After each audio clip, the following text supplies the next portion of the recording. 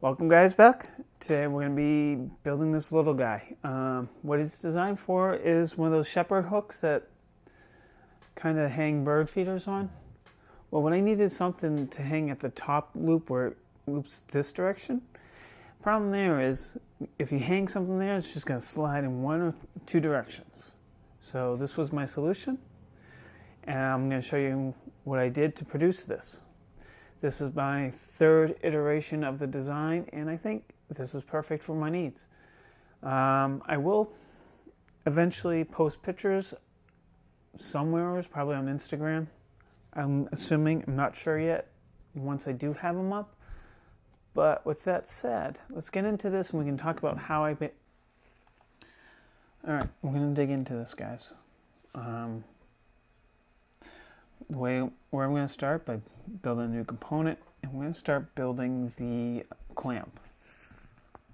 So with that, I know the shepherd hook is going to be a 1/2 inch thick, so we're going to build a 1/2 inch thick diameter for the opening, and then we'll add some meat around that so we can support the material that we need to support.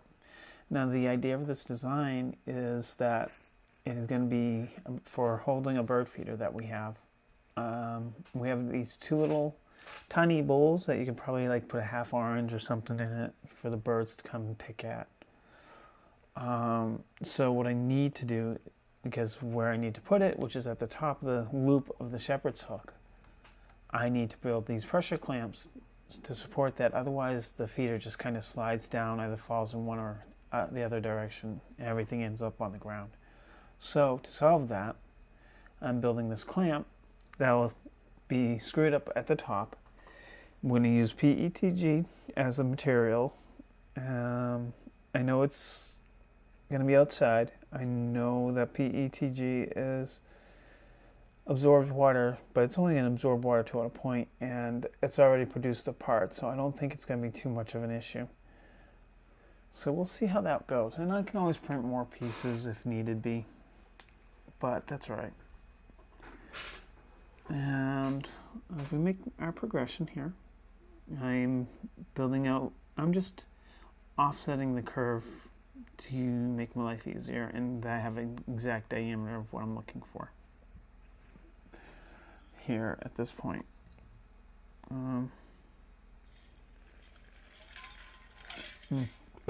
Excuse me, just taking a sip of some coffee. So yeah, that's the plan here. So I'm setting my sizes, dimensions, and building my leaves to hold the screws so I can create the pressure hull. Once that's done, I can line everything up and then move on to the next step. So that's what we're working towards. I have a feeling there's something missing. I'm not sure yet. Anyways, as we move on, now you can see that I've got the pieces, the top and the bottom piece, kind of in half, but I'm still need to get that rectangle aligned in place, and then setting up guide places to my starting point, basically, where I can center everything, so I can dimension off it. I'm working obviously from center to produce this because everything's symmetrical, and it needs to be symmetrical for it to work properly.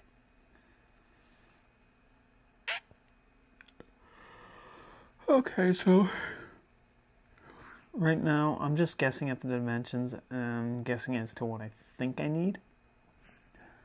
In the end, ultimately what I'm planning on doing is using a 1/2 inch screw on each side, so 2 screws per clamp, and there's going to be 2 clamps per hook, or loop, I should say. You know, another thought that I have is I could have just made the clamps, and those would have probably just worked just fine, and then the bird feeder could hang on to the shepherd hooks. That might be a possibility depending on if this fails or not. If this doesn't work, that's what I might do. But I think this will work the way I have it, and I kind of like the idea of having it this way. Kind of neat. So we'll see how that goes. I'll know better when I have it up and over time. Apparently I did miss a few pieces of footage, and I'm sorry for that. It's not a big deal though. You'll see other bits to it. If this was a tutorial, it would be a little bit more critical. So here's the first edition. That's the top that we're looking at now, and then we're looking at the bottom part. And when I looked at it, I realized my screw holes weren't going to work. I've decided that, well, one, they're too small. Two, the type of screws I have just won't work with that. So I basically made them too small. This was a quick realization. I noticed it right after when I looked at it, when I first looked at it. So there's my idea. There'll be two of those pressure clamps, one on each side, holding up the loop, and the loop can be hung. Alright, so here I'm going to come back into rendition 2. We're going to make some adjustments. We are going to step back our timeline and make our adjustments, make our changes. One thing that's really nice about Fusion 360 is I can go back in time and make changes. It's very flexible in that manner, especially when you're working in this mode. From my understanding, some of the other modes you can't use the timeline like this. You actually have to turn the timeline off for it to work properly. But that's okay. Majority of the stuff you're doing this kind of work. So this is where I start making my adjustments.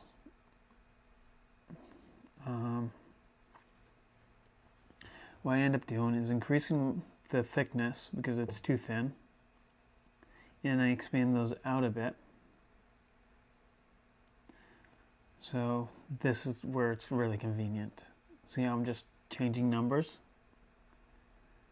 And there are other ways where you can do this where you're not kind of messing with, you're just changing one number. But to me, this is fine, the way working this way. This is not an issue.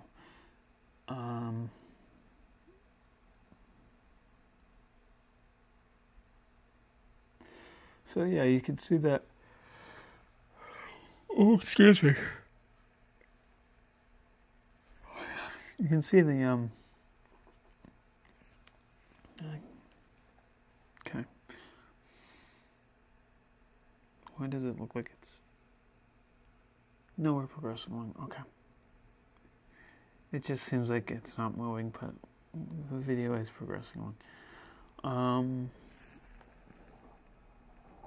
Yeah. So I'm gonna change the width and stuff. Then we're gonna go ahead and go back in. I'm gonna make some more adjustments after this part. After we make these adjustments, I need to change the size of the screw holes, I need to change the location of them, and I need to change the number of them, because reality, all I need is 2 screws per, and I designed it for 4 originally. So those will be the next step. And as you progress, they'll give you errors. You just work away, removing the warnings and repairing the errors that may occur in the timeline when you make these adjustments. It's not bad. It's kind of nice. And if there's there's a step there that you don't need anymore, you can always delete it too, which is kind of neat. So you're erasing time, not just going back in time on these projects, which is kind of fun. Alright, so here I'm looking at the holes. I can clearly see they're not where I want them to be. But I knew that going into this, obviously. So I'm going to go ahead and go in and start making some changes there. Alright, so I'm still stepping back in time. It's easier than working from the timeline at the very end to keep track of where you're at. So here I start deleting my circles and I start adjusting the ones that I keep and adding guidelines, making marks so I can move things where I need them to be. Yeah. Then the other step will be to adjust the opening to it. So as I make that progression, you'll see the change. So this is rendition 2. This is the second revision. Well, this is the first revision, the second going to be the second printout that I do for this. The test prints, I've been using the Experland PLA, which stuff prints so nicely. It's great. I have no issues with that stuff whatsoever. Although the black can be a little chalky. The white prints like really smooth. It's kind of neat. We're going to look at the results now at this point. Better, much better. I'm happy with the holes, the opening size, and everything else because they'll fit the screws. I'm happy with the way everything lines up. I'm happy with the peg opening for the peg hole for the hoop. Unfortunately, one of my hoops, didn't print quite very nicely, but that's here and there. That doesn't surprise me any. When you're printing with FDM printing and you're trying to print a circular item like this, expect that. That's not that abnormal. Now, this is the final results at this point. There are a few more changes that need to be made, but this is very close to what I'm looking for. The only thing is that I want to take care of some of the edging. The welding part looks good to me. And yeah, we're good there to go on that end. So we're going to make some final tweaks. And then we're going to print out the final product. Unfortunately, I'm not going to be able to hang them this week or get this set up this week. So maybe next week I'll have them set up, and in a couple weeks we'll take a look at them. Or maybe a month or two we'll take another look, revisit to this and see how well they're holding up. But for now, we're going to make our final tweaks. I want to smooth out the curves. I want to add a chamfer to the inner of the screw holes to make the screws fit a little better, which will require a few little adjustments here. One, I need to pull the top part a little thicker to hide the screws, to allow for the screws to go into it more, and to allow for the chamfer to take effect. So that's what we're going to be doing here. And then I think really on the end of the day, that is about it.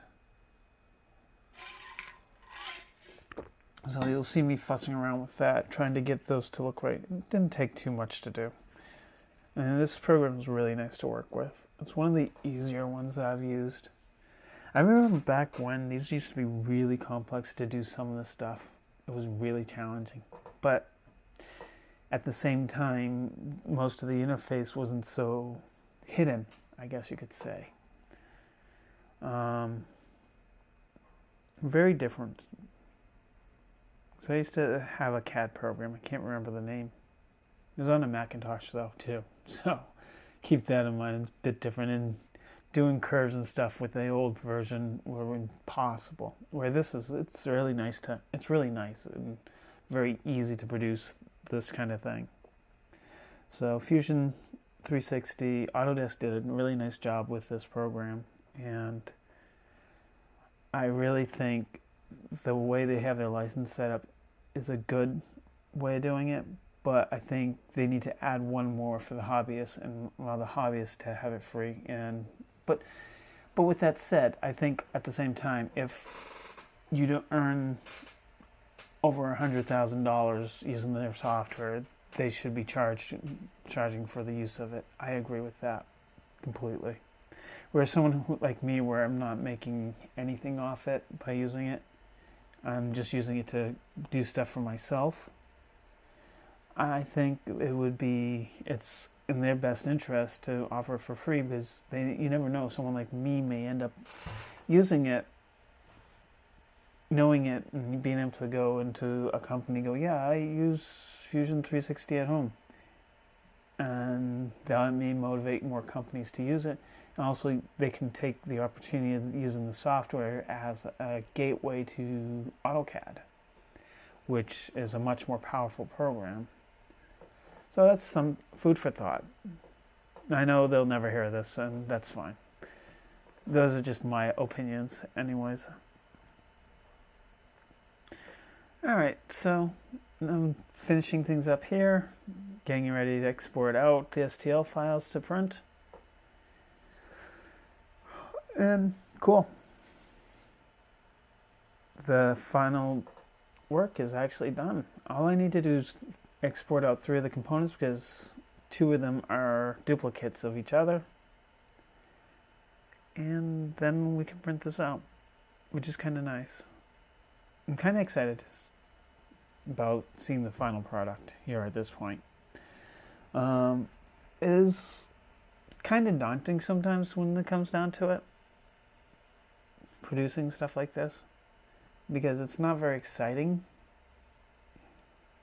but it's so there's a satisfaction, I should say, when you're done at the end of the day, when the project is done and then out the door. It has a satisfaction to it. And something I love is the completion of the project. I really enjoy that part of it.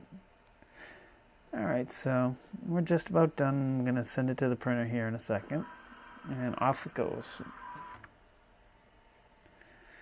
So, yep.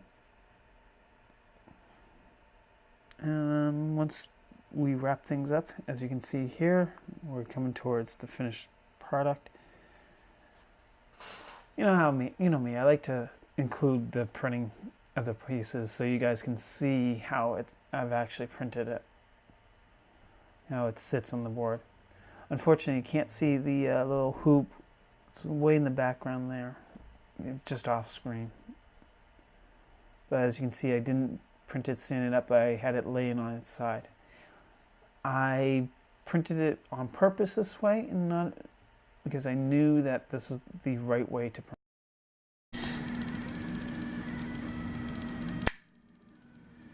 Okay. Now we got the parts printed for one of them, and we'll take a look at this one.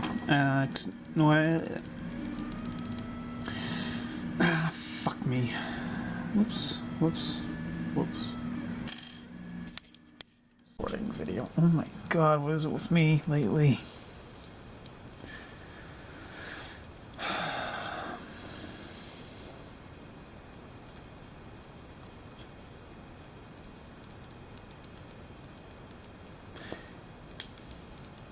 Take 2. Alright, so we got in the pen, we got the PETG. The pen doesn't go very much higher than 230. Actually, it doesn't go beyond 230. So we'll see how well that works. Alright, we're at temp. We're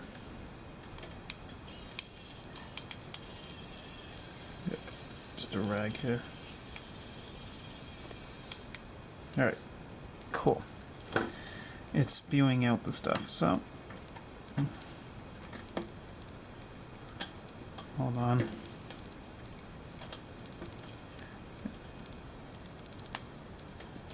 It's popping. It's got some. There's definitely moisture in the air. Well, it's been raining all day here, anyway, so that doesn't surprise me. But come on! No, don't fall apart! Damn it! Sorry. Ow. Yeah. All right. Here we go. Let's see how well this works. You guys see it?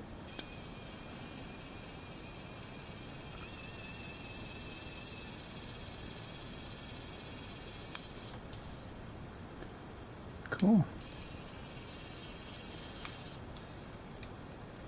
That's actually quite impressive, though. Quite stringy, though. I'm impressed. Ow. Exploding hot air.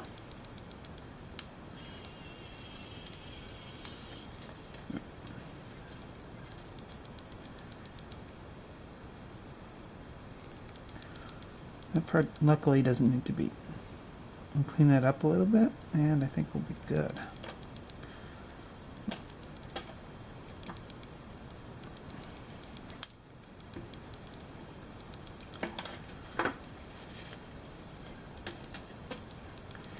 All right. There we go. Now for side number 2.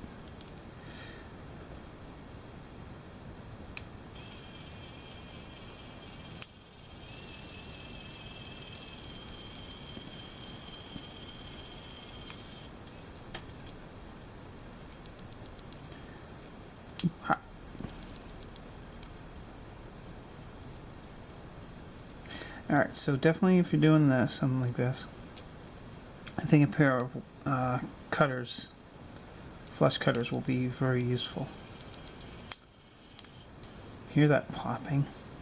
I think that's just moisture in the air getting into the, because PETG is fairly absorbable, likes to absorb water. So, from my understanding, everything that I've read, but that's okay.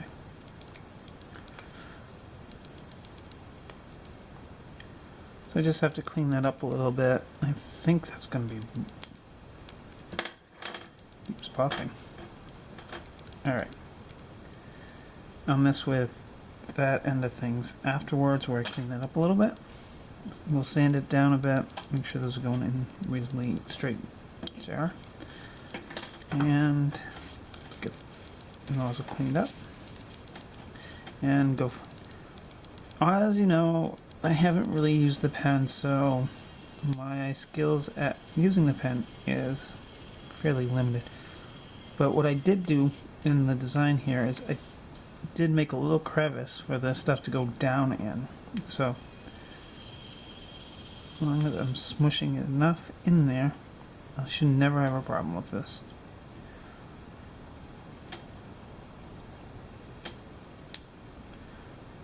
Like I said, ow, hot. Alright. The next step after this is putting it, well, cleaning, come on. Sorry.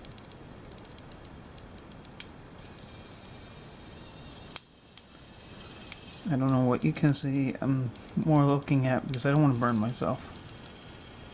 Ow. Like that. Cool. Ooh, we could have some fun with this stuff. Alright. Alright. That actually looks better than that one, any of the other ones. That one. So I'll take some flush cuts, trim that a bit. Alright. Now I still have all of that. I guess that's...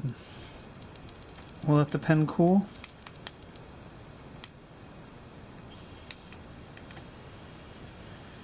And call it even.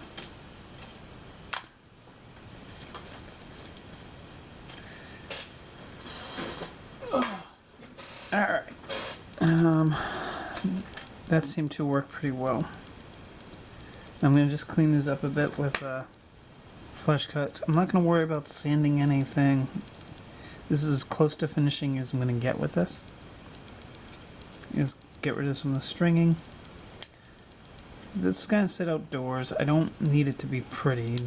Nobody's going to be looking at it. I just need it to look reasonably good. And that's what I think I got here.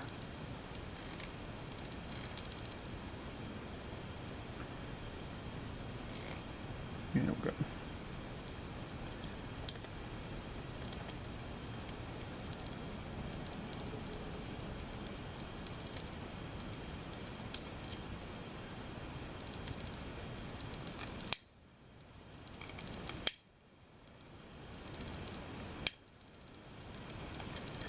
Alright, yep, that looks pretty decent. Actually, that looks really good. The stuff wasn't as bad as I was expecting it to be, as far as printing goes. Alright, there's a little bit of flux, which is what I want. I don't need it really flexible. Alright, that's one pretty much. Hold on. Get this little bit here. It was already loose anyways. Cool. Perfect. That's perfect. All right. We'll look at these after. I'll talk about them a little bit more at the end. So I got one more to clean up a little bit, and then we'll go through and we'll talk about them a bit more as to what the purpose of these are. Obviously, you can tell by the video title that they're to hang a bird feeder.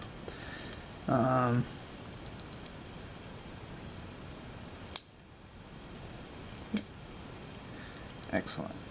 Maybe we can get these up tonight at this rate.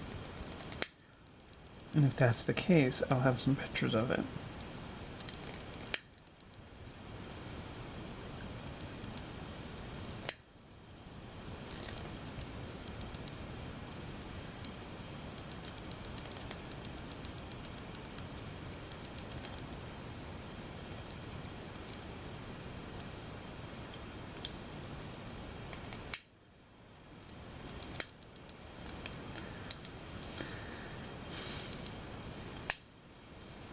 Hold on here. Almost done.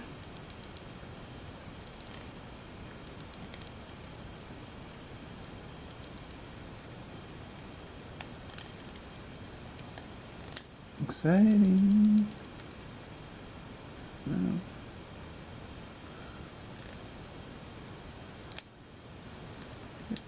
There's a bubble there.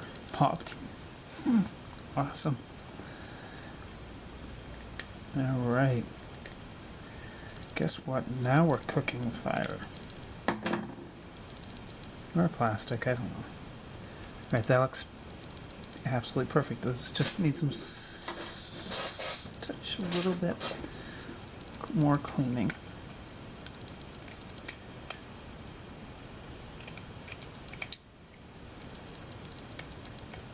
Okay, be careful. If you do something like this, be careful. Sharp edge can cut yourself pretty deeply, and I've done stupid stuff like that. If you use an X-Acto knife on something like this. Yeah. Okay. So what I've done is clean this up a little bit. I'm using the plastic as a welding tool. And that's kind of why I got the pen, anyways, was to make it as a welding option. So I don't have to use, so I can use the same material instead of trying to use glue. Because I figured to be just as strong, if not stronger, and less forces to resist. Or I don't know. I just thought it was a good idea. And I think I'm right. Ultimately. I didn't put much thought into it.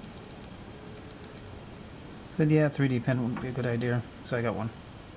They're pretty cheap nowadays. And what I was smart about it. Well, ultimately, I picked up a pen that took the same filament as my printer, or at least the same size, and hoped that for the best that it would work. So this was 1.75 millimeter that this pen takes. So I can use like little bits from my bone extruder that say are useless and actually be able to utilize them, which is kind of nice. It gives me more options. So if you're thinking of doing something like that, go in a route like that where you get if you're gonna get a 3D pen and you already have a say a printer, get something that can take standard filament instead of. All right, let's clean this up. Instead of something that all right. Go, that, perfect. I just need my screwdriver, and we can screw these in. So all the pieces are together, and then it's just a matter of assembling this onto the bird feeder. Excuse the phone. Call from Springfield, MA. I don't know anyone. Oops. Call from Springfield, MA. There goes the pen. Oh, stop. Springfield, I'm MA. not answering it. I don't even know why I have a landline. Springfield, MA. All it is just people who want something that, just junk phone calls, you know, telemarketers. You seriously kidding me? Yeah.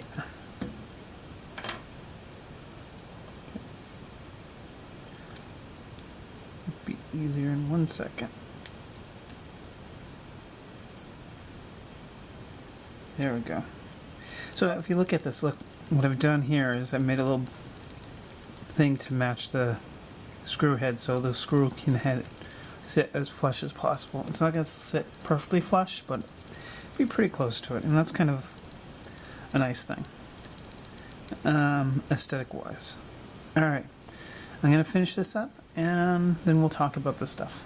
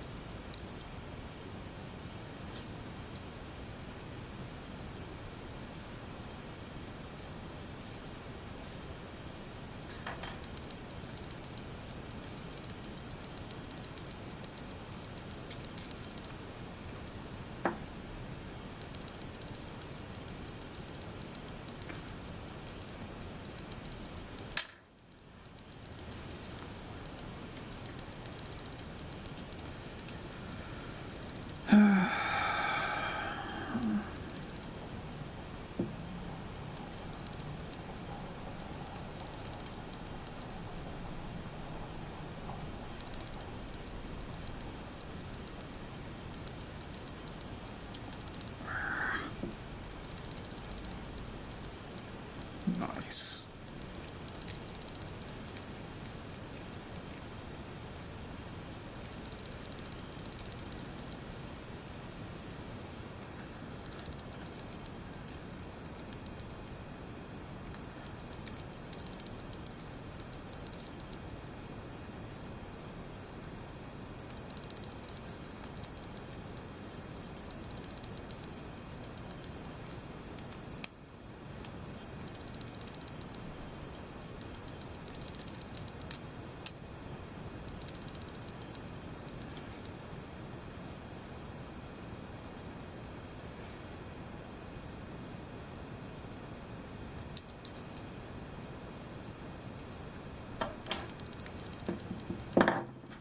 Wait a minute.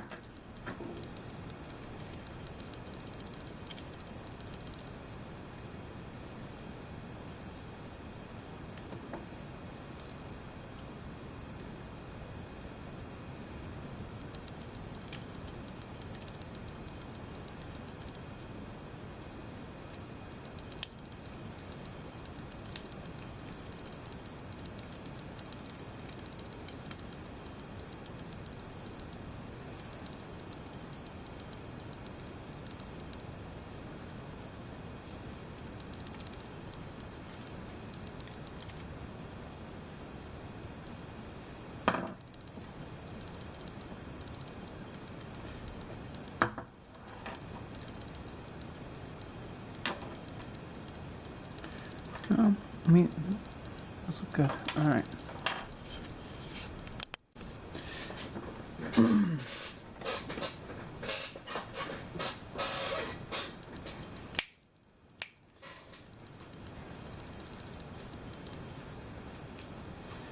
Okay.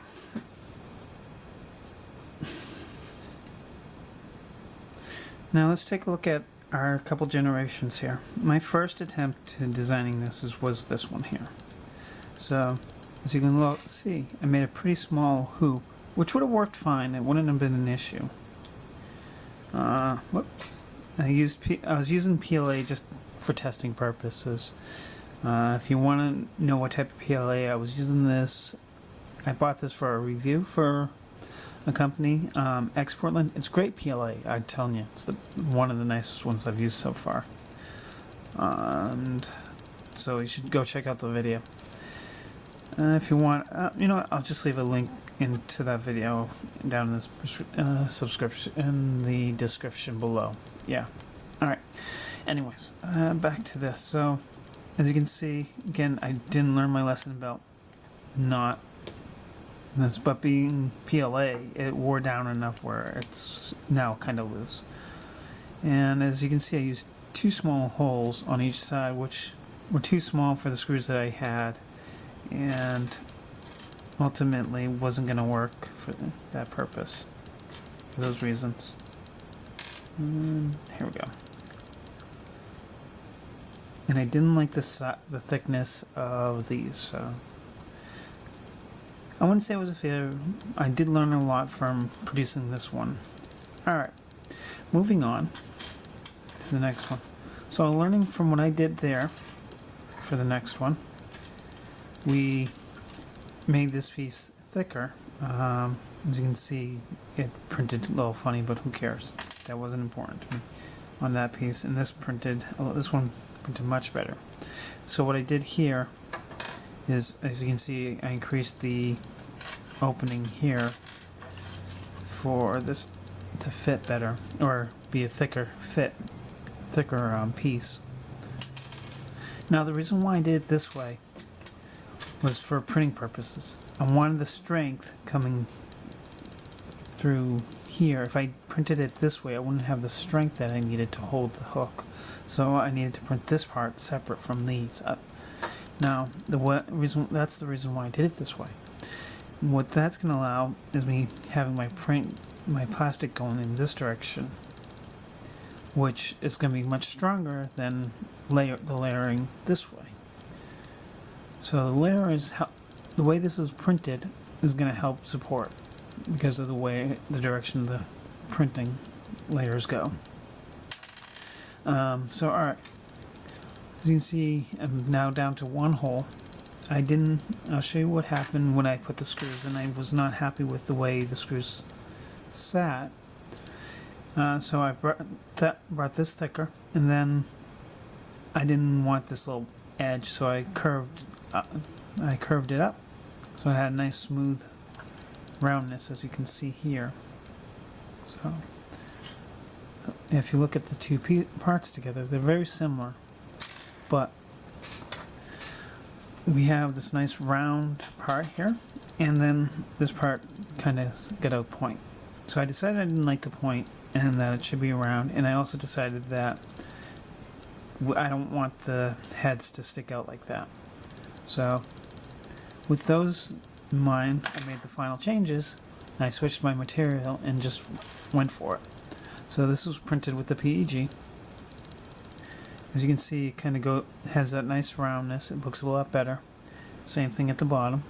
So I kept it consistent. This 1/2-inch hole fits nicely for the shepherd's hook that we're using.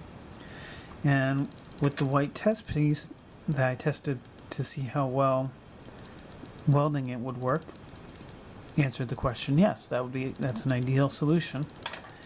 And that's what I did here. I used the plastic to weld it together, as you saw me do.